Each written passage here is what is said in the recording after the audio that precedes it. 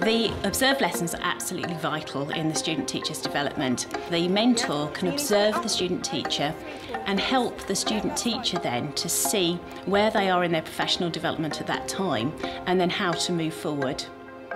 But an observed lesson can only be useful if followed up by a focused feedback session soon afterwards. It's very useful being observed. The feedback they give you is really helpful to work on throughout your other lessons. It might be something they've picked up on that you haven't even thought about. Katie? Well done if you remembered the actions, OK? Roseacre Junior School in Kent has been working with student teachers from Canterbury Christ Church University for over 10 years. Are there any questions before we start? My name's Helen Taylor. I'm from Canterbury Christ Church University, and part of my role is mentor training. So I work with teachers in schools to work with their student teachers and to help their student teachers in their professional development. I'm Natasha Chisel. I'm currently in my final placement at Roseacre Junior School in Year 5. I'm Barry Ratley. I'm the Deputy Head of the school, and my role is a classroom teacher and mentor for both NQT teachers and student teachers. Roseacre Junior School is one of our very close partnership schools. We've been working with the mentors here for many years. They're very experienced mentors and have very positive feedback from the student teachers as well with how much support they're able to give. What changes did you bring about in your marble run while you were making it? Because that wasn't your first design, was it? No. My role as a mentor is to make their time as a student at our school as user-friendly as I can for them. When they're talking to me as their mentor, they can be very open and very relaxed and can see the supportive role that I play in the process. When I appear in the classroom to observe a lesson, it's very different. They become very nervous, quite uptight and quite worried. I think some of the student teachers do get quite nervous at times. However, they also understand the purpose of it. And so I think that there's a bit of a balancing act to play there. But one of the vital things that mentors need to do is to actually put students at their ease as much as possible. For the first 10 minutes it's a bit scary and you're like, oh no, there's someone in the classroom, but then you sort of forget that they're there and you just get on with what you're doing, and once you've forgotten that they're sitting there, it's fine, you just carry on like a normal lesson. Natasha is about to have one of her lessons observed by Barry, with a feedback session planned for immediately afterwards. Very often when I go in to observe a student in the classroom, I will ask before I go in which aspect of their lesson they would like me to observe. If they're worried about classroom management, then I'll focus on classroom management. Hello, where would you like me to sit? Sit at the back next to Laura, that'd be fine. Lovely, thank you. When the observed lesson happens, they normally come in and ask where I'd like them to sit during the lesson, and then I will tell them where they're not going to be in the way and also slightly out of my vision, so I don't have to worry about them too much. When I go into a classroom to observe a student, I would already had an idea of what the lesson's going to be, because I would have talked to the student about it and probably seen her planning. When the student then is delivering the lesson, I can see as an established teacher how well her teaching technique is delivering the learning objective, and I can also tell how well the children are learning from her delivery of the lesson. We're going to be using our plans to test them to see which canister... In this science class, Year 5 has previously planned an experiment looking at gases reacting with water. Today they get to do the practical part of the class, and they're all hoping to see some small film canisters explode. The pupils are given 2 minutes to write what they think is going to happen during the experiment. Each pupil then prepares their equipment and files outdoors to the playground, to where the experiment will be conducted. The class are broken up into groups, each testing different variables. The teaching assistant is also on hand to support a small group of children. Some of the pupils stand in line, each holding a canister filled with different amounts of water. Give it 2 shakes and then put it down on the floor and walk away. Other pupils keep a check on the time. How long have we been waiting now, Sam? 1 minute 41 seconds. 1 minute 41, OK. 3 different sets of pupils attempt the experiment, waiting to see if the canisters explode. But with no luck. There's a discussion about what might have gone wrong. Then pupils return to the classroom to write up suggestions for how to adapt the experiment to ensure a successful outcome next time. Feedback from an observed lesson happens as soon as possible. The feedback needs to be in a private place so that there can be a confidential discussion between mentor and student teacher. I will always try and free the student up and make sure the class teacher is back in the classroom so the student is able to spend as much time talking to me as they can. Well, Natasha, what an exciting lesson. You must feel a little bit disappointed that the canisters didn't go off. Yeah, very disappointed the canisters didn't go off. I thought you managed to carry the lesson on with those disappointments brilliantly. So there's so many good points in that lesson.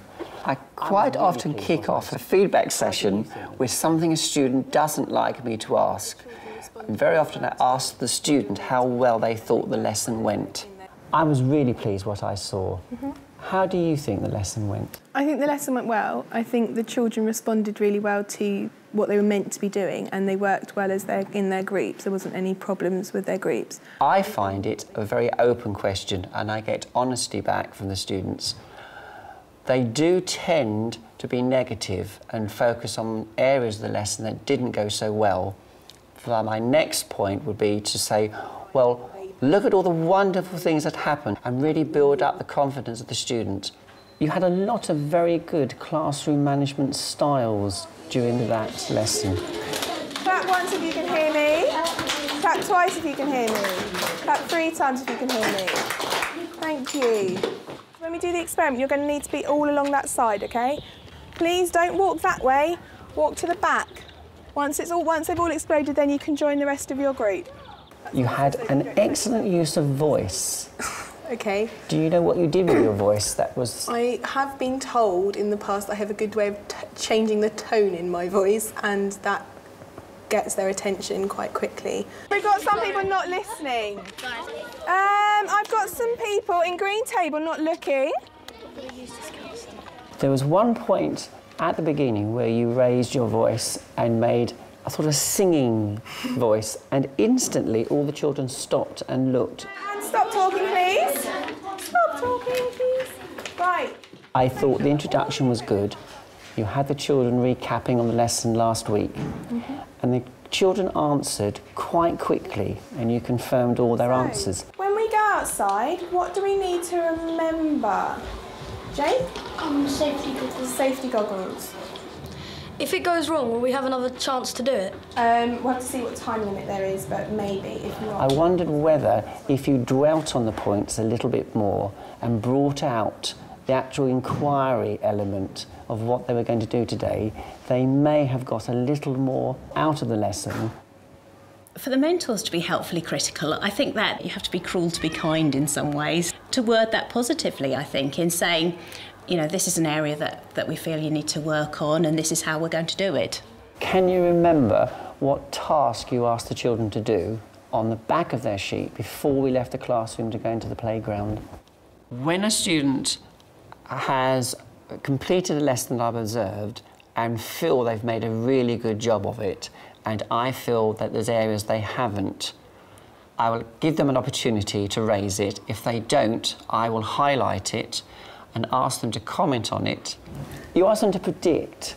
Did you give them enough information on what you wanted them to include in their prediction? Outside, can you all make sure you've written down what you think will happen in your prediction section of the sheet that you've got in front of you?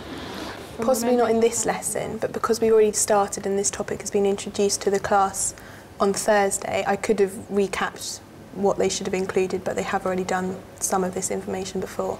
I just felt that a little input at that point might have focused them on the purpose of the activity out in the playground. Okay. Would you agree with that, or...? I think looking back at it, yes, that would have been a better way of getting them to do their prediction.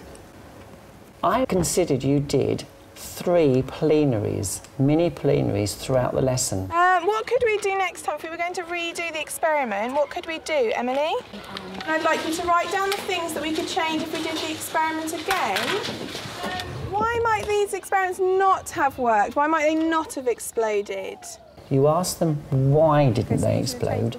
That was a very good question, but do you know why it was such a good question? It got them to think about using their scientific knowledge to look back at what they have done in the past. For struggling and for very able students, the crucial things really are support and challenge. They need to be supported in what they're doing, but they also need to be challenged at the appropriate level for that particular individual. I was interested in the group nearest to me that had the teaching assistant with them. Well, just remember that as soon as they put the canister down, you start the stopwatch, OK? OK. Right, and you're... When were you able to brief her in what she had to do? I've told her what lesson we were doing last Thursday, so she knew what we were doing. Maybe in the future she would, or the teacher assistant would be grateful for some help on what words they are expected to use with the children. Towards the end of a feedback session, you would normally widen out the discussion from that particular lesson to the student-teacher's professional development overall. And so at that point, it's useful to refer back to previous targets that have been set and review the progress towards those particular targets. And then to think forward as well and to see whether at that point it's appropriate for new targets to be set. I'd like to now go back to the previous lesson that we observed and looking at the targets that was given to you.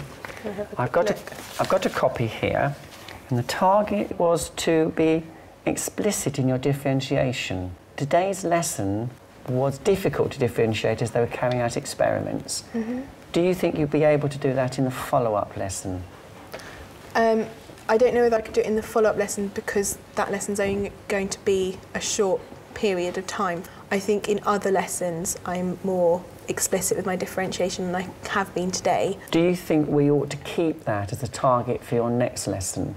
I think that would be a good target to have because I haven't necessarily met that in every single lesson, and I think that will improve my teaching as a whole. For a really good student, it can be quite tricky to set targets, particularly if they're towards the end of their training, where perhaps they are achieving the standards for the award of qualified teacher status and so on.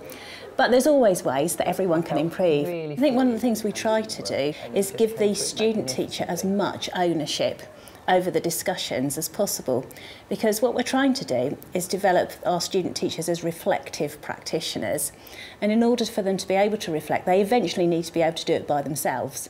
Usually it's quite easy to come up with targets because you can look at something in the lesson that didn't go so well and something that you can work on for your next lesson. Do you have a target that you would like to work towards for the next time?